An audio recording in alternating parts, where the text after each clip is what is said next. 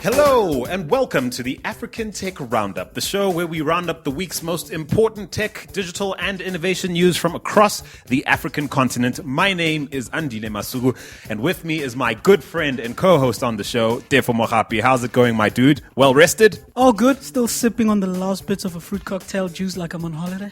And he means it, folks. He means it. It's right in front of us. I'm on some sparkling water vibes. So we're easing ourselves into the work, aren't we? Oh, definitely. Coffee we'll see next week. And listen, we hope you've appreciated the content we've been sharing the last 4 weeks while we've been away on holiday. You know, that exclusive content from the annual Roundup 2015 event we hosted last November? Well, hope you loved it. If you're joining us for the first time, welcome to 2016, buddy. Feel free to catch up on all our past episodes at africantechroundup.com. You can also follow us on Twitter and Instagram. Our handle on both platforms is @African Roundup. And we're also on Facebook. Check us out at facebook.com/African Tech Roundup. That's right. We've got a great show lined up today, don't we? Yeah, not only do we have some interesting hot topics to unpack in our news segment as always, but in place of our regular discussion feature, we'll be sharing a chat that you had with Aaron Fu, who's managing partner of Africa at Nest. He's a stand-up guy, I have to say. It was fun hanging with him in his first proper trip outside the airport of Johannesburg, because every time he comes here, he's always at the airport. That's a bit pathetic, but... Yeah, it was good having you, Aaron. And also, it's great stuff, so stick around. But first, we have some Google Cardboards to give away. That's right. This week's African Tech Roundup is supported by Google, who hooked up our team with some Google Cardboards to try out, and they've given us some to give away to you, our valued podcast listeners, you beauties. All we asked you to do last week was to holler at us and tell us why we should send you one. So well done to Ishara Arnold, at Ishara on Twitter. Thank you so much for listening in and reaching out to us on Twitter. She said she'd like to win a Google Cardboard because she's keen to create and curate great digital experiences this year. It's a great experience, a Google Cardboard. There's tons of things you can do with it from an educational perspective, from a business perspective too. So yeah, we look forward to seeing what Ishara does with it. Our second winner is a chap named Mitch Wong Ho. We call this one a day one. He has to be one of our earliest listeners. He goes by @Mitch Wong Ho on Twitter. Congratulations to you, Mitch. Look, I'm going to read your message because it really is funny. He says, so in answering why we should send him one, he says, I'd like a Google Cardboard because I have FOMO and I can't afford the Oculus Rift.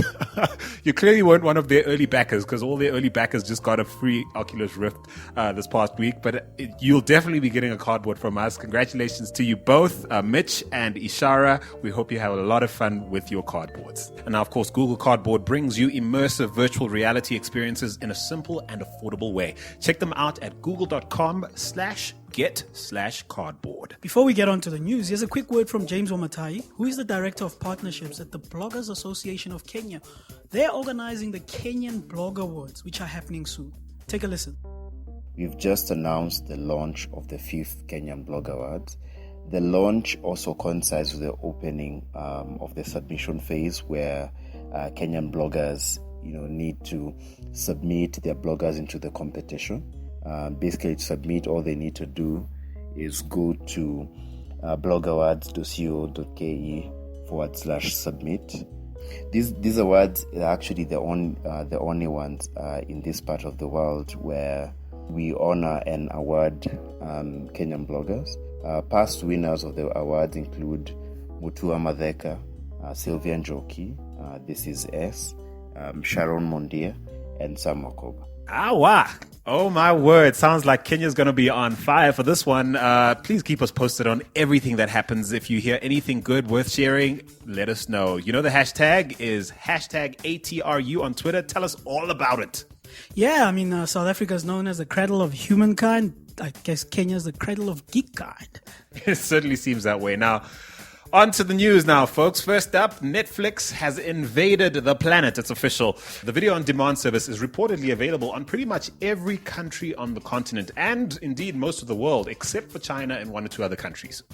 Yeah, I mean, they announced at CES, which is the gimmicky show that happens every year about consumer electronic products. It's very gimmicky. Did you just take a shot? I did. It's very gimmicky. I mean, that stuff that comes out there hardly comes out to normal people, and it's all like gimmicky. But worthwhile announcement was Netflix rolling out to the rest of the world, but I think it's an experiment. Why do you say an experiment? I think they're throwing everything onto the wall and see what sticks. Well, certainly when you look at the fundamentals that basically oil the machinery of mobile use and internet use here on the continent, one has to wonder what they're counting on in terms of like scaling fast, given our environment. Yeah, I mean, it's adoption in Africa is going to be quite interesting. For starters, I'm sure they got a lot of signups for the free because they've got this free trial period, Which I'm sure Showmax did too. They do have it, but I'm interested to see what's the conversion rate after that. How many people do still stick around? The other thing I noticed, I think it's David Okoye in Uganda on Twitter, was showing a screenshot of the sign-up page in Uganda. All it's asking as a payment method is a credit card. So that pretty much puts out 95% of all Africans. Yeah, it does. And if you think about it, and this is not a shot, but it's more of a reality. The only country that really, or one of the, I'd say a handful of countries, if you count the Maghreb countries, the North African countries as well, that has a real middle class is South Africa. The rest of the continent doesn't really have a middle class as we know it in South Africa, in terms of if you look at the spending levels. So I'll give you a very good example. ShopRite is a big store in Nigeria. It's considered a very huge store. Woolworths didn't make it out there, but you come to South Africa, the middle class don't shop at ShopRite. They shop at Woolworths. Wow. So, looking at it on the bright side, though, fiber is set to make access to the internet a lot cheaper for a lot of Africans, particularly, like you said, in the more developed parts of Africa, like South Africa and in Northern Africa. However, people are a little disappointed. Very few titles relative to Netflix UK and America. There's a ton of missing content. Things like Game of Thrones, House of Cards don't feature. It's pretty shocking, actually. It is. I mean, it's all about licensing rights, and this is where Showmax and Naspers, I hate mentioning that word, that's where they win. So they've got the licensing rights to shows like Game of Thrones and House of Cards, so they got in first with DSTV, obviously. Very sharp of them to launch Showmax ahead of Netflix's rollout into the rest of Africa. I think it's insider knowledge considering how quick it was last year. And how solid as a product it was. Definitely not as sexy a product. Some people are complaining about the fact that Netflix has a better streaming quality, and Netflix, of course, has fewer glitches and buffering. You let us know if this is true. Some people say it's got better device support. This is definitely true. Showmax apparently only still offers limited device support. No Apple TV, no Chromecast, no Roku. For most of Africans listening to this podcast, that means absolutely nothing anyway. So, but yeah, for those of you who have, up to the minute with your devices, if you have a smart TV older than 2 years, then you're kind of out of luck. Yeah, I mean, you look at South Africa in terms of content, going back to content, I think we've got about 600 titles compared to the US, which has got 14,000 titles. And of course, the Iroko effect has to be factored in. Of course, Jason and Joko coming out guns blazing, going, I just woke up this morning and people are saying my company's going to die. Jason, bruh. Come on, bruh. Listen, well, look, let's look at his argument. His argument in his blog is that, listen, they're on a mobile, they're a mobile only sort of focus, so they're not even technically competing with Netflix, which is untrue because Netflix is available on mobile.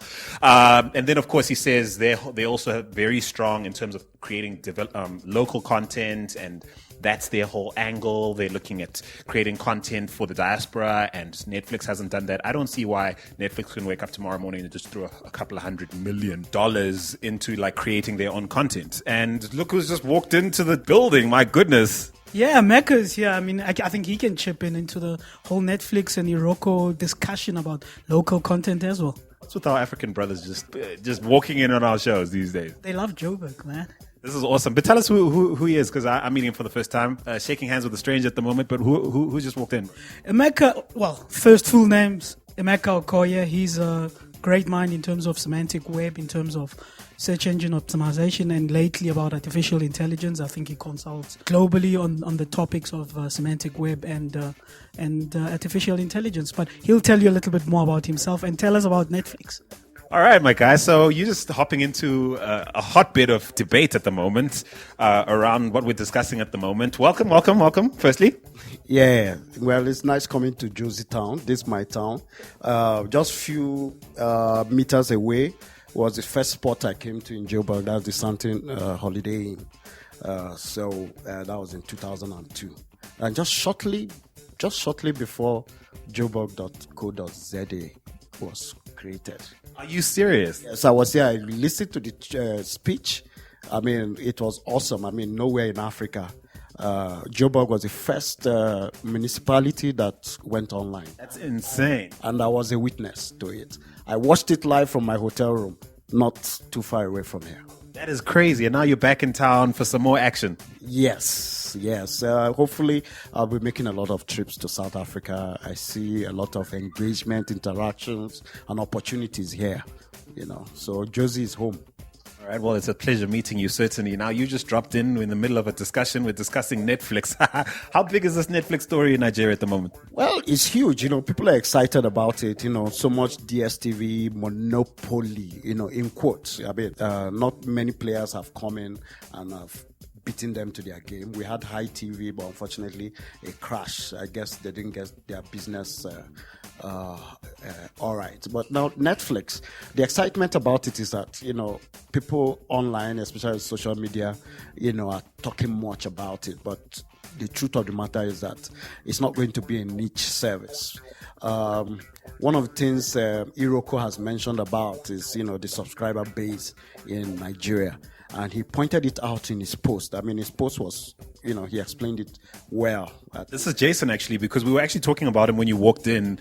He's on some, we're a totally different business model. Netflix does, Showmax on one side says, DSTV are saying, well, these guys are going to help us grow the market.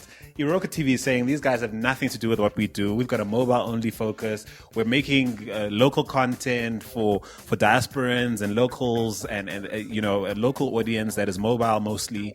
What do you think? I think Iroko is right. There's no competition. First of all, Netflix, it will be hard for Netflix to, get the local content. I think Iroko has covered that area. So for them, they might want to create new content. But the question is, when they are creating new content, which audience are they looking at? Is it the international audience or the African audience? That's, this is where, that's a business question. We know they did well with The Beast of No Nation. It's written by Iwala.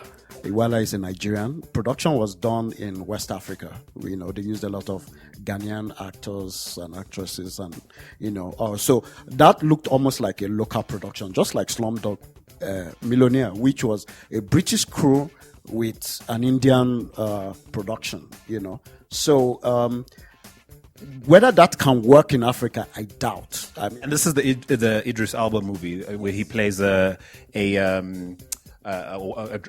warlord. Warlord, yes. So the thing is, is that Iroko has covered, a lot of the content side. Is this through through licensing, or you mean in terms of actually starting to make their own content? No, through licensing, but they have plans to make their own content.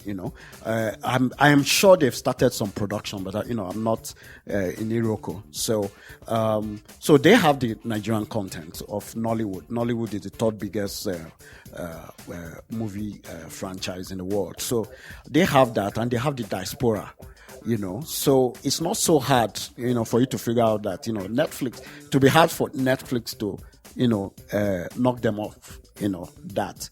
The only thing is that Netflix might want to now show Western content in Africa.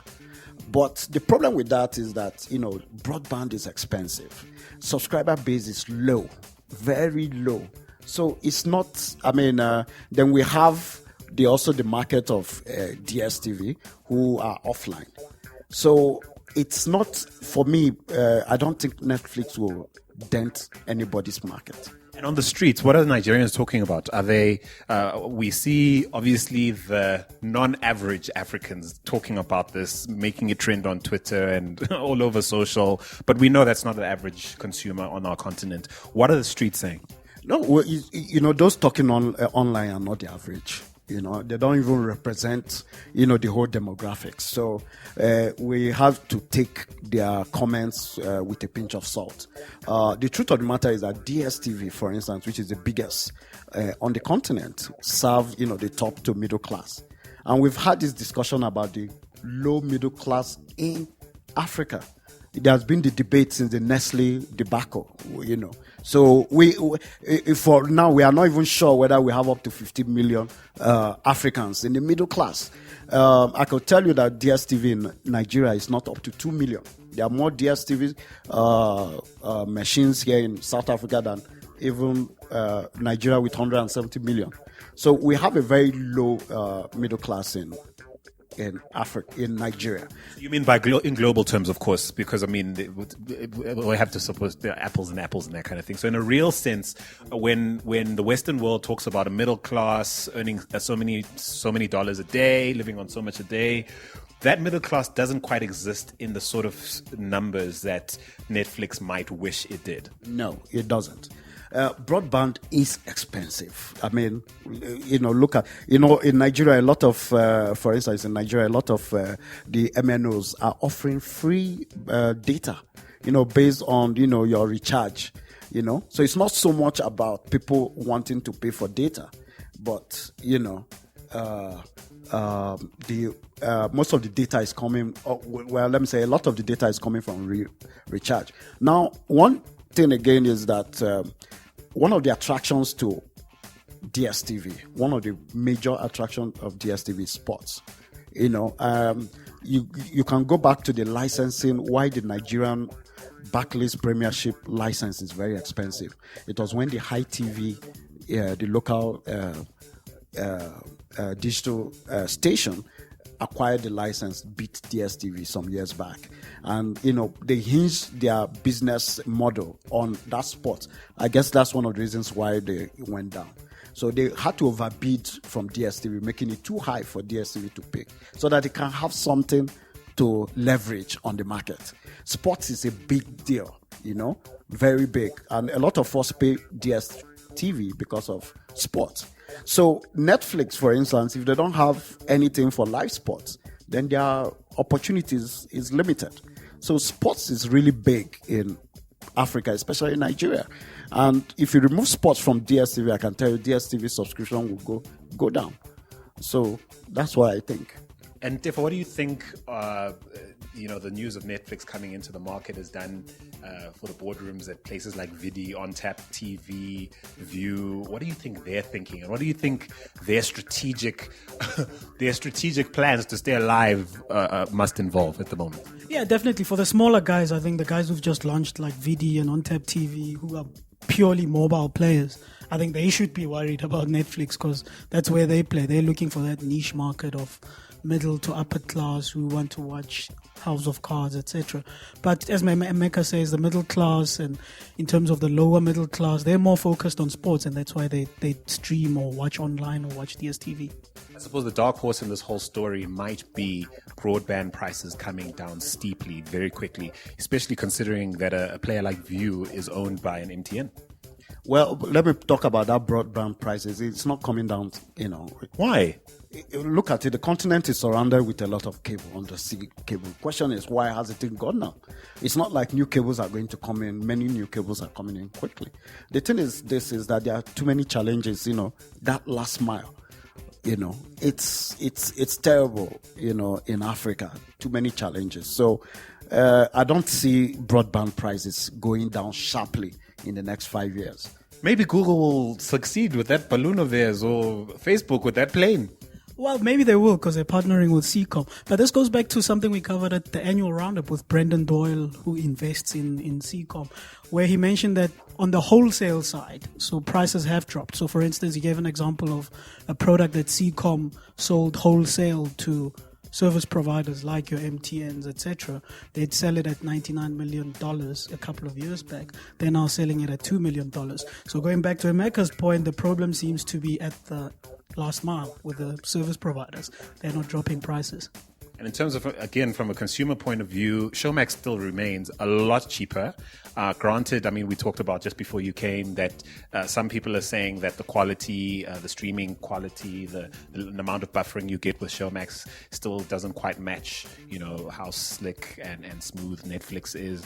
But at the moment, it's just cheaper. And for consumers that are purely price sensitive, Showmax is still the way to go. Certainly seem to have a much bigger bouquet for the moment. I have a problem with all these players coming in. They might be struggling for the same audience. The thing is that the guy on the street, the guys that watch Nollywood movies are not so much interested about, international content. They love their local movies, As you see that some of the Nollywood movies are not that sophisticated. That is exactly what they're looking for. You have to think about the literacy level on the continent. That makes Nollywood very, very relevant. That's something you have to understand, And that's not something a Netflix could throw a couple of 100 millions at and replicate? No. It's not, So we have to look at it. Even if I don't believe the broadband prices going right down will make a lot of people from the villages, want to go to Netflix. These people have identified with a lot of actors, in our movies, and it's going to be hard for them, to move away from it. So the thing is that all these new entrants or in the market on, VODs and or whatnot, I think they are all chasing the same audience. And the one thing we haven't talked about is the fact that is the biggest competitor to them all, piracy. Like, what the heck are they going to do about people all over Africa who are quite happy to watch everything we've just talked about for free? Let's put it, they are all competing with piracy. Piracy is the main business. That's just the truth. Now, what people haven't understood is that we need to figure out why there is piracy. Rather than saying piracy is illegal, these people have embraced piracy. So we have to figure out how to beat piracy at their own game, rather than trying to shut them down. Remember how Napster came up? You see, they were smart. The big labels did not shut down Napster for a reason, because you can't push them underground. There is a market. What the pirates have shown is that there is a market. The question is how to get the market. So we have to be innovative in the way we are dealing with piracy. But piracy is real, and the market is real. It's to find that opportunity. What else is real is one other player coming to the party this past week, Afrideo, the latest VOD entry from Nigeria, claiming to have an edge in streaming Africa-themed content, combining curation and social publishing, and basically a freemium model, not unlike YouTube. So I don't know. Good luck to you all of you. Good luck to you. Let's move on, and thank you so much for those views, man. Here's one that left us scratching our heads. Maybe you can factor in on this as well. MTN acquiring Visa phone for an undisclosed amount this past week in a deal reportedly sanctioned by the NCC in December. I know you smell a rat. Therefore. Yeah, I mean, it's quite interesting. It's a good deal. I think it will help with internet penetration. But for me, what's interesting is that, one, the Nigerian Communications Commission approved the deal despite MTN missing two deadlines, the last of which was 31st of December for paying the fine.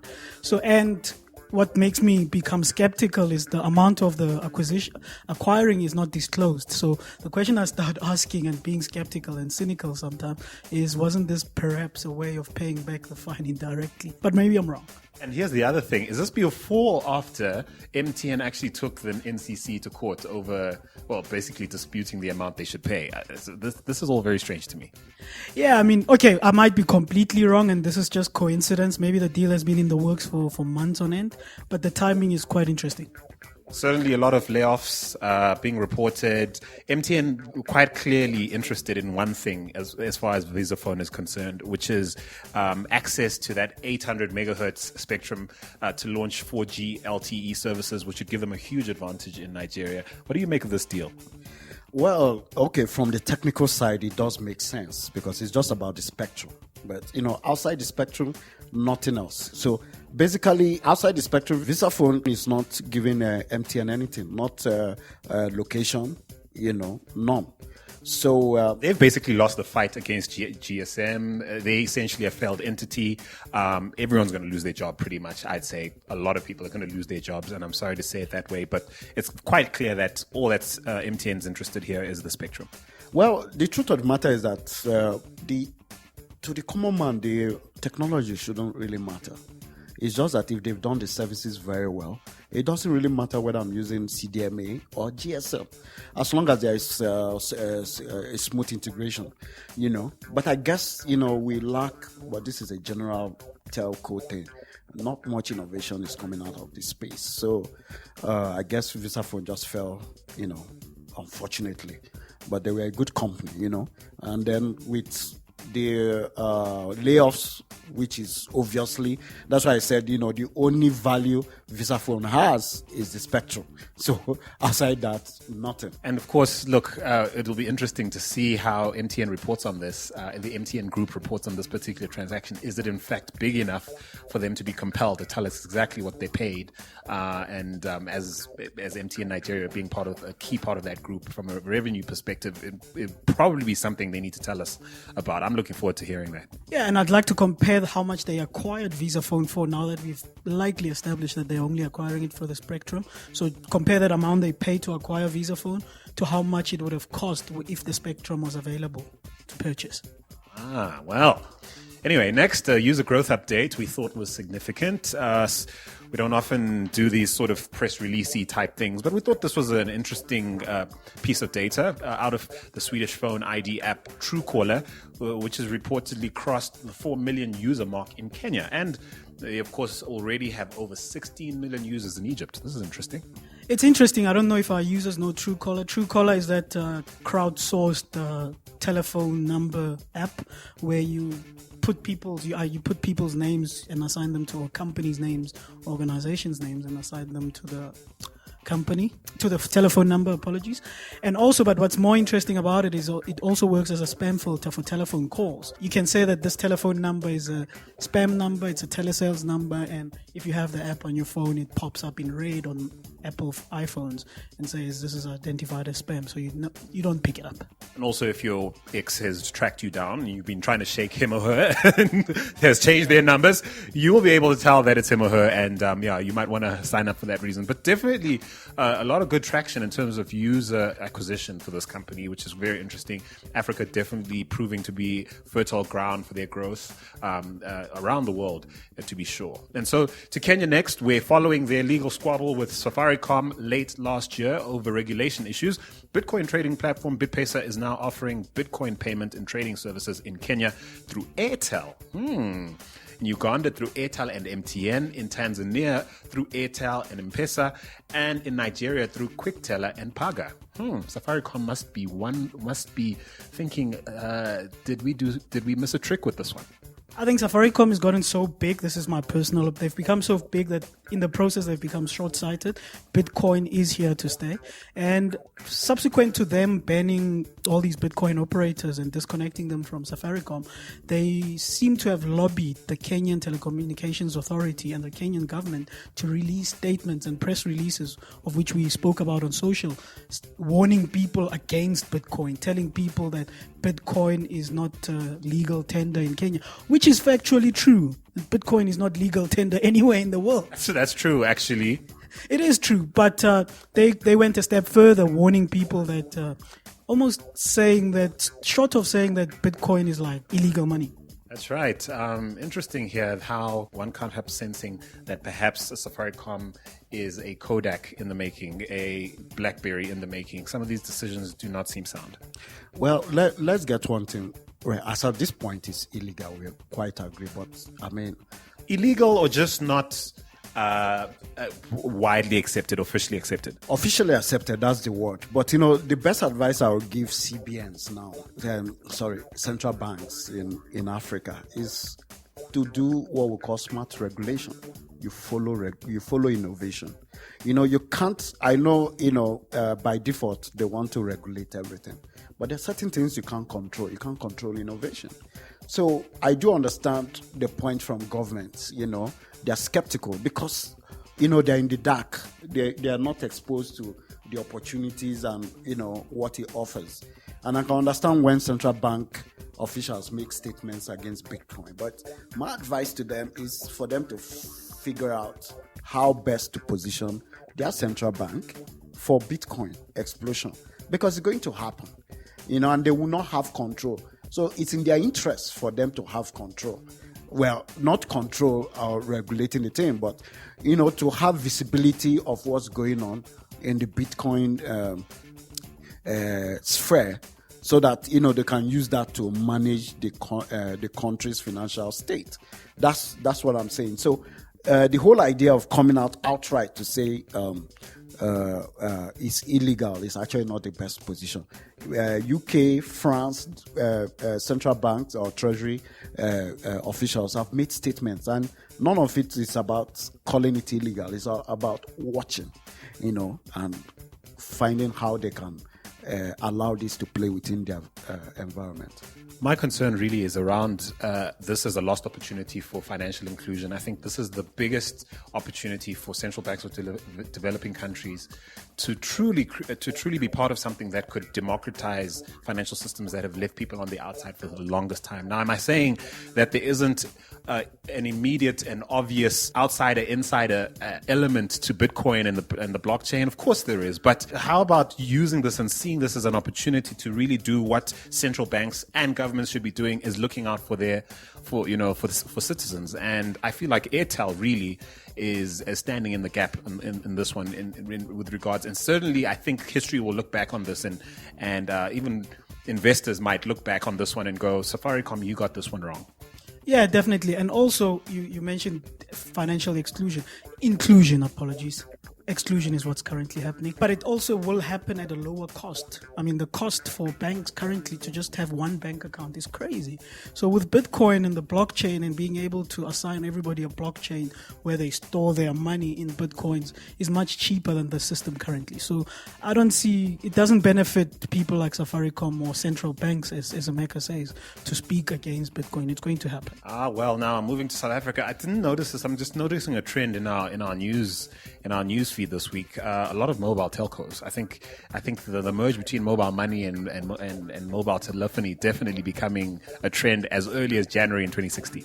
Not only mobile money and mobile service providers, but mobile service providers, because they hold the data pipe, they're also media players. So even if we were talking video on demand, MTN's got front row in South Africa, which is similar to Netflix. We should have spoken about that, which is similar, which they zero rate on MTN. And I think they also own View, or they're involved somewhere. I could be wrong about that. They're involved in View.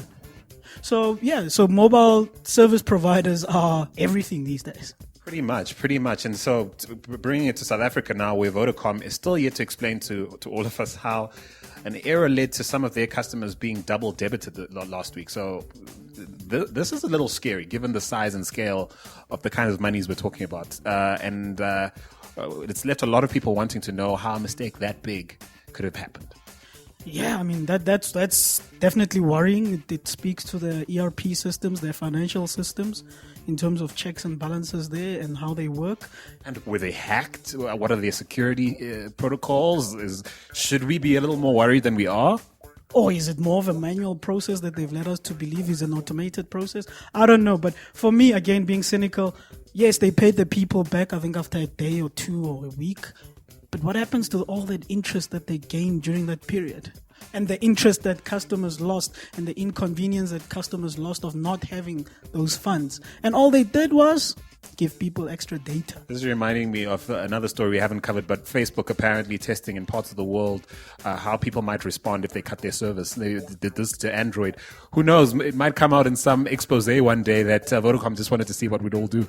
Yeah, and just to touch on that Facebook story quickly, this is a scary experiment. But Facebook is known for running experiments and psychological experiments like this. They previously ran one where they don't produce the content in the previous one, but they only showed you, for a certain portion of users, they would only show you on your newsfeed negative updates by your friends, and for other users they'd show them positive updates. And they measured how people who were seeing positive updates were updating their statuses, and apparently it does affect your psychology. But going back to the current experiment, they intentionally, this is scary, they shut down their Android app. to see what people would do and how. And apparently people responded by acting like they'd lost their crack. Like, their laptops trying to figure it out and just trying to log in over and over and over. And it's so easy these days with the internet. I mean, you can track, like, who installed which app, what's their username, what's their email address. So you can track that, we shut it down for this one, or we shut it down for this group of people in this region, because you can do that, and start tracking which of those people. And apparently, a good chunk, over 80%, were literally going onto mobile web, we're going onto the internet browser trying to log in, and they would be able to log in. And that's when they realized that people will do anything possible to get onto Facebook if the app is down. And I guess Vodacom's learning now that people will do anything to get their money back if you overcharge them.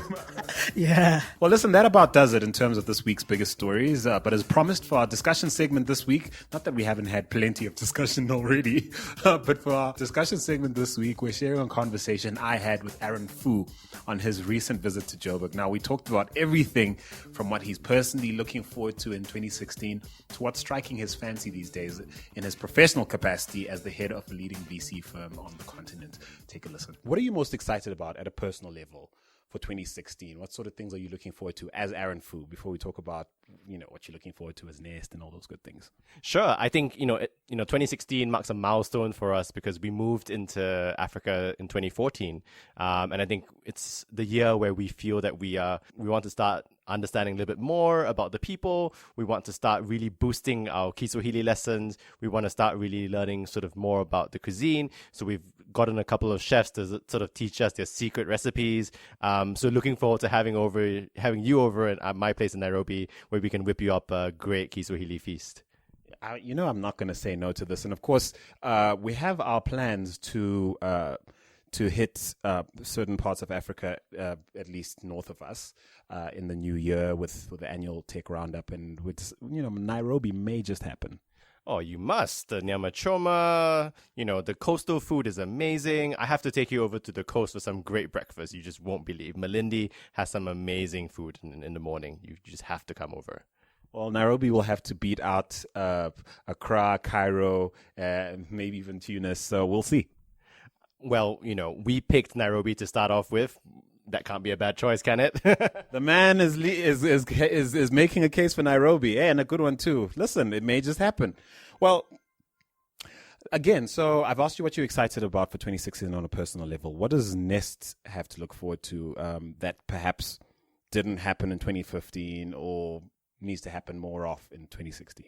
Sure. I think we were extremely excited to start our journey in the African startup ecosystem in Nairobi.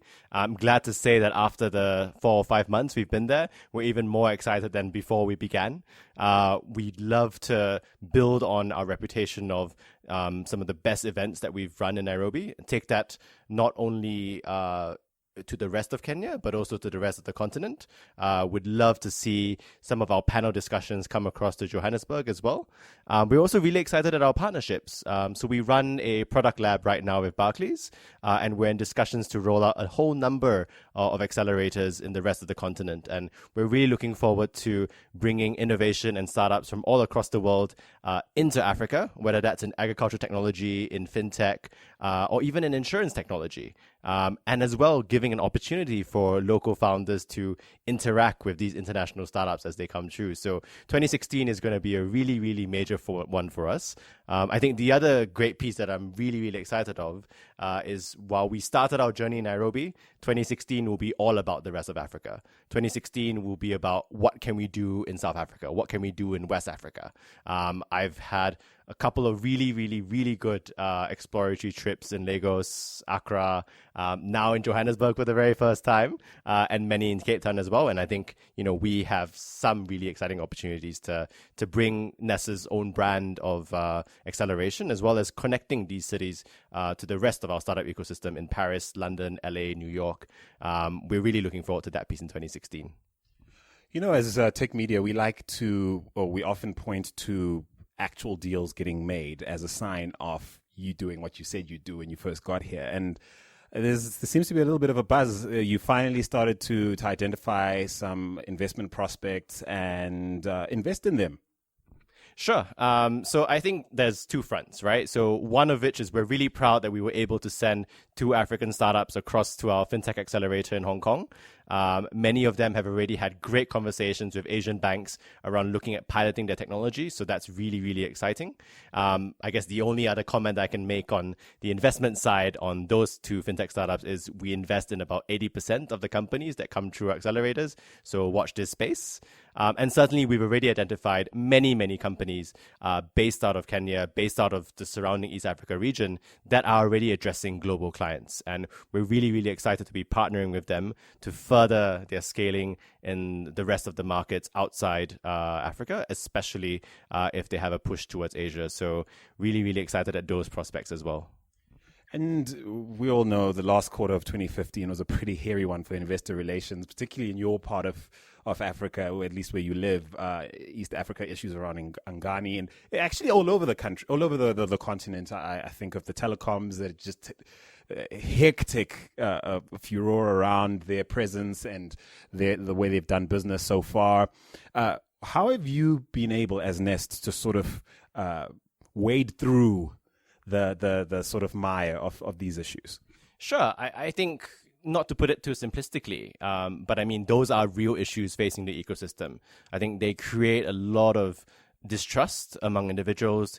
They create a lot of fear in the ecosystem around sort of what is next for it. Will people start getting less enthusiastic about investing in the ecosystem?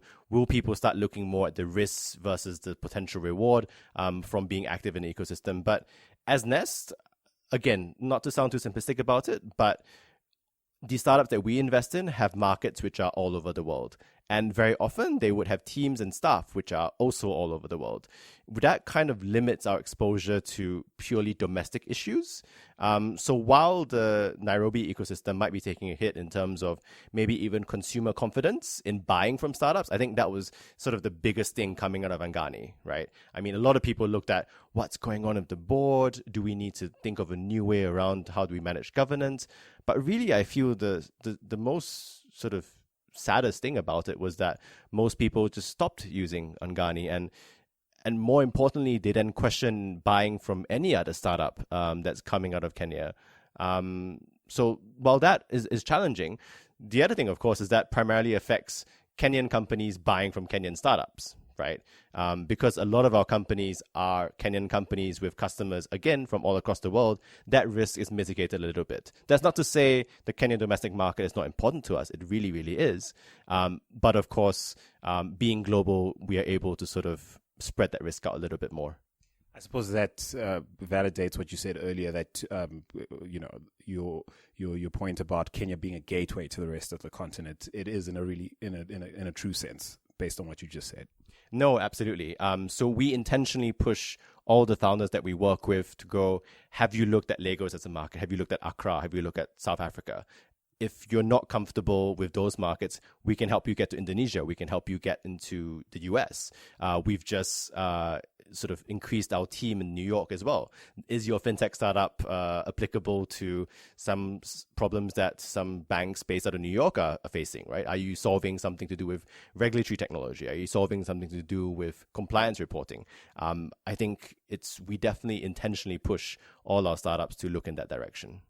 As a quote-unquote outsider VC interest, given that you're Hong Kong-based, or at least that Nest was founded in Hong Kong, coming to the continent, what are some of the challenges of being an outsider? And also, what are some of the opportunities or unique perspectives you have that position you really well to basically fulfill the mandate you described?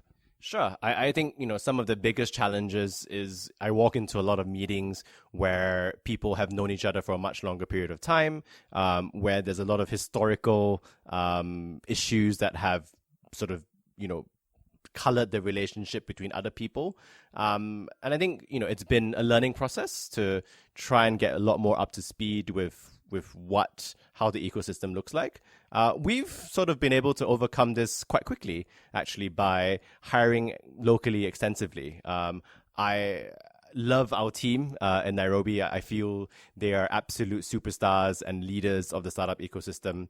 And they have been around in Nairobi working the startup ecosystem for much longer than Nest has. And so they definitely go a long way in terms of helping us color our own perspectives on our relationships in the ecosystem, for sure. Correct me if I'm wrong, but Nest, from what I've read, doesn't insist on having huge stakes in the companies that it invests in. Is that a good thing, given how a lot of companies actually need hands-on guidance, as it were? And how do you assert yourself if you've got too small a stake? And why do you do it to start with? Why would you invest so little? Sure. Many questions in that one. I think you're absolutely spot on. We prefer to take much smaller stakes in a firm. And the reason we do that is really because we feel that the founder should have ultimate control over his own company. We feel that if a founder feels that he doesn't really own his company, you get less success out of him. But the thing is, an equity stake doesn't directly translate into control. You could have a large equity stake, but not have a lot of influence over the board, but not have a lot of influence over the CEO. We really think that it's more our role to guide. It's more our role to help the CEO with his strategies. It's more our role to help connect the CEO with other people in our networks that could help boost his business. I think it all really goes back to the ethos at Nest, where we invest in people first and ideas second.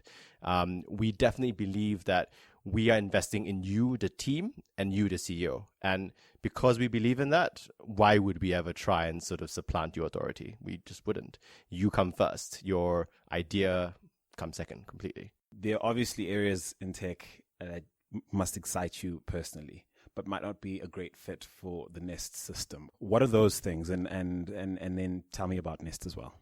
Sure, absolutely. So I think some of the businesses that excite me a lot that are coming out of Nairobi, as well as in the rest of the continent, are a whole range of developer training schools.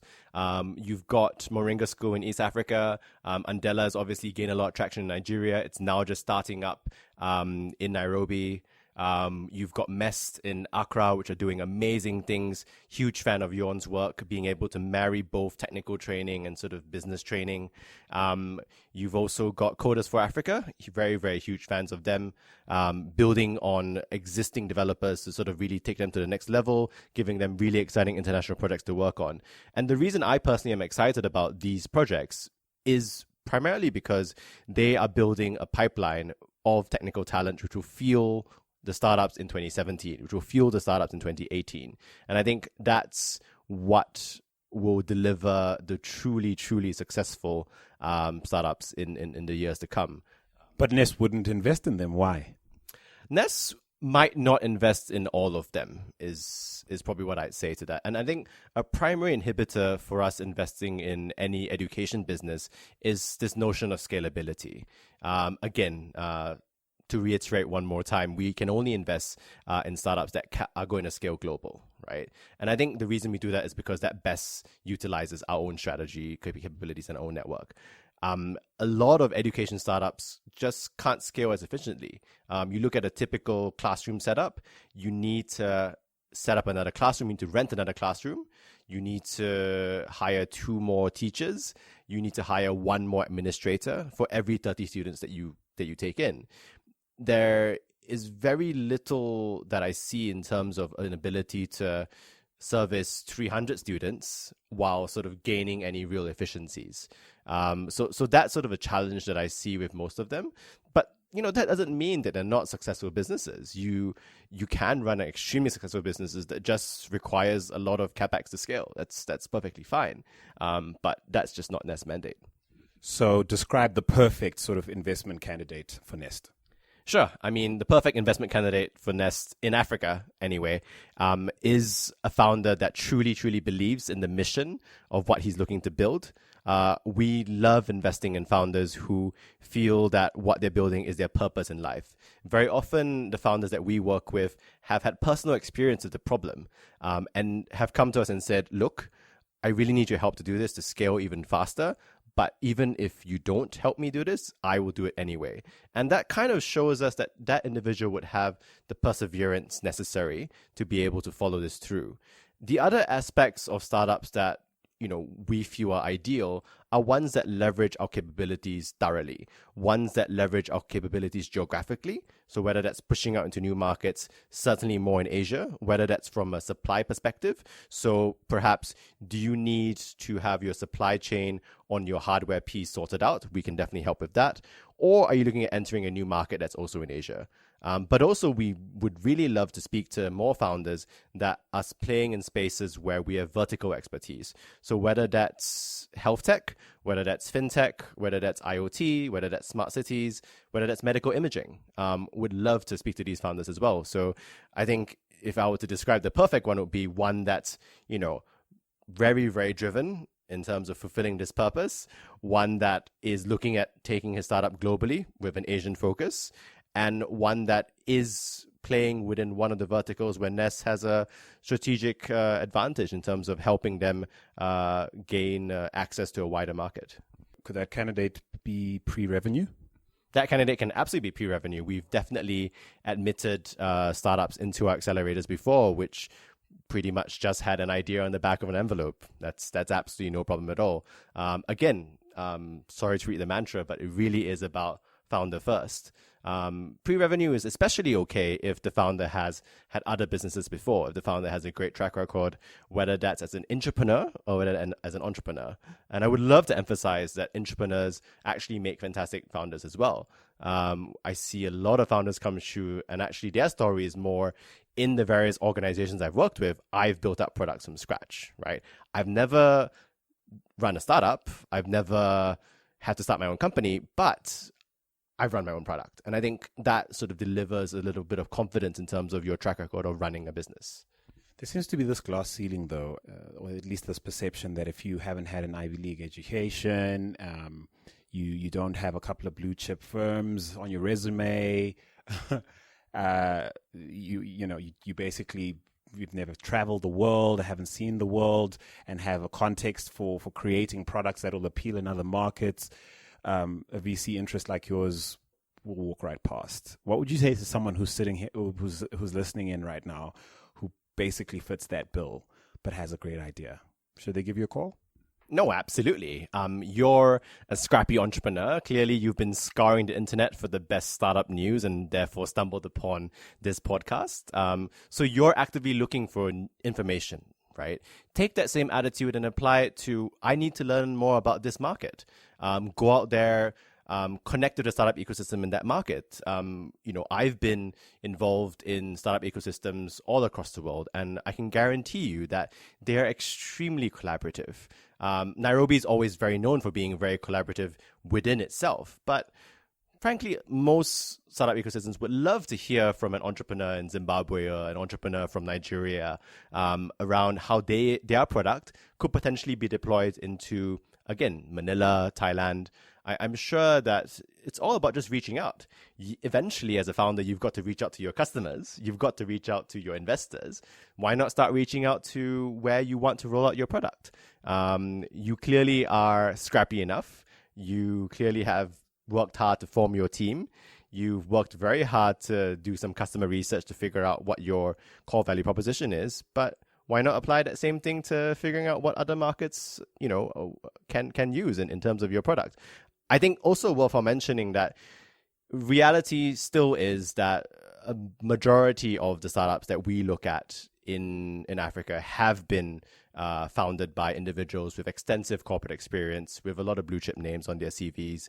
Many of them have gone to school abroad, and that really does give them a bit of a leg up. But everyone loves a good story. If you're coming from behind, I'm sure that there are many entrepreneurial ways in which you can get ahead yourself individually, right? And I think that almost proves that you're not only entrepreneur with your business, but also with yourself. Rumor has it you take far more meetings than your contemporaries in other parts of the world where Nest operates. Presumably because it's far more challenging to find a diamond in the rough. Would I be correct in saying that? And if I am, what makes finding great investable businesses in Africa so difficult? Well, I think I completely agree with that. I mean, very often I find myself needing to speak to significantly more startups than a lot of my colleagues in other cities, but it's what I want to be doing. It's definitely a personal passion of mine to discover as many world-class startups and world-class founders here as possible. And I think very often they're working alone in their backyards or in their rooms, and they aren't coming to larger hubs or larger competitions. And it's up to us to go out there and find them and identify that they are doing a fantastic job at this one particular product and help them bring it to life. And what works better often? Is it them coming to you, or you finding them or stumbling upon them? And if it's about stumbling upon them, what sort of network do you rely on to do that? Sure. Well, I have a benefit of having been in financial services for the last 9 years, and specifically around financial services technology and financial services innovation. So I regularly go out into my networks and sort of go, have you heard of anyone doing something really interesting in this particular space? And I think very often most of the gems do come from that. So even if you don't get in touch directly with me, definitely make sure that there are people around you who know what you're doing, who know what you've been up to and know the value of what you're building out. Certainly, I do enjoy sitting in on pitch competitions. I do enjoy avenues where 20 guys can sort of come through back to back and sort of pitch to us, and that sort of a reach out. And I guess it depends on how that reach out is approached. I really love founders that come across and just start the conversation by going, there's a problem that I really want to solve. This is who has that problem. This is how I'm going to solve it. And this is why I'm the best person to do it. If you have that conversation around solving a problem, it becomes a much more interesting conversation than I want to build an e-commerce startup, which I can then sell for $1 million in 6 months. I think it goes back again to how we prefer investing in founders that really believe in the purpose of what they're doing. But surely there's nothing wrong with, I have this idea that I think could scale and make us all rich. Sure, of course. There's nothing wrong for you. And certainly there's nothing wrong for maybe other angels which that could appeal to. And I think, there are a lot of people with great ideas. And I think message to them is it's really all about execution. I know this has been said a number of times on your show, but I mean, it really, an idea is something that's in your head.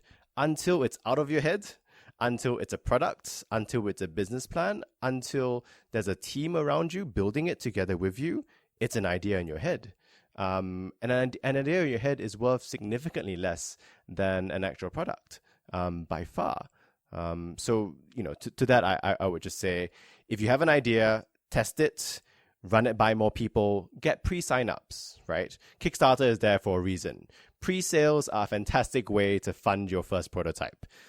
Get creative with how you fund it and get creative how you test it. Do you have a threshold for investment? Are there sort of startups out there that should sort of shop elsewhere because they, the kind of support they might need financially or in terms of, a dollar amount would be too high for Nest to sort of, participate in? Sure. I think certainly it's a little bit too late stage for us to invest in Uber. Sorry about that. Missed that one. However, we have invested in some other great transport startups as well. When it comes to thresholds, I feel that while there is a certain limit to what we can do in terms of being able to fund them, I think we're great at taking them to a stage whereby they can get funded at the next level. I think everyone knows that the sort of really, really big money is in San Francisco, right? A lot of people move to the Valley just so that they can raise that next mega round. But I think a lot of founders just aren't there. And I think we're able to bridge that sort of funding and skills gap to help you get to where you need to get to raise that mega round. And how many years away are we as an ecosystem on the continent from that point, do you think? Wow. That's a tough thing to say. But as I mentioned earlier on the show, I think with the dramatic explosion in developer schools, a lot more startup founders looking at moving across, certain accelerator venture funds like us coming across and linking the ecosystem to the rest of the world. I really think that in 2 or 3 years, you will see an African ecosystem which is not only more collaborative internally within the continent, but also incredibly more collaborative outside of the continent. And I think that can only mean that you will have more and more globally scalable startups. And what that means is that suddenly the software that's developed here becomes exported. Suddenly it becomes more about just the Kenyan domestic market, just about the South African market. So that's certainly what I look forward to in the future, sort of 2 to 3 years from now. Well, look, I can't vouch for Nest or anything, but certainly Defo and I on the show have a heart for what seems to be, lip service turning into actual things happening. The extremes that we can't stand on the show are VCs that just think they can throw, money at a problem and sort of see things happen, as well as sort of players, so-called accelerators and incubators who really don't have a clue about what it really takes to take a great idea, a great founder and his idea from point A to point B. It seems Nest seems to be doing a lot of what we think needs to be done. And so we can only wish you the best for 2016. We will be watching you closely. And when we come to Nairobi, we certainly will be looking to check you out properly. But yeah, all the best to you. No, thank you so much. Looking forward to welcoming you at the dinner table, giving you a bit of a tour of the Nairobi ecosystem and sharing a little bit more about why we're so excited about it. Fantastic. Thank you, Aaron Fu. You know what? I didn't ask the guy. I didn't ask Aaron, but listening back to that conversation now certainly sounds like Aaron and his wife have a home chef, dude. This guy is rolling like a boss. Oh, definitely. I mean, he's managing partner at Nest for Africa? Well, we might just take you up on that offer to have dinner by yours, bruh. Thanks to you, Aaron, for spending time with us. And in all likelihood, we should connect with you again in Nairobi soon enough. And now, here's to hoping all of the rest of you listeners out there have had a blast listening to the podcast this week. It's really good to be back, isn't it? Yeah, it is. And once again, thank you to Google South Africa for giving us a whole bunch of Google Cardboards to try out and share with you, our listeners.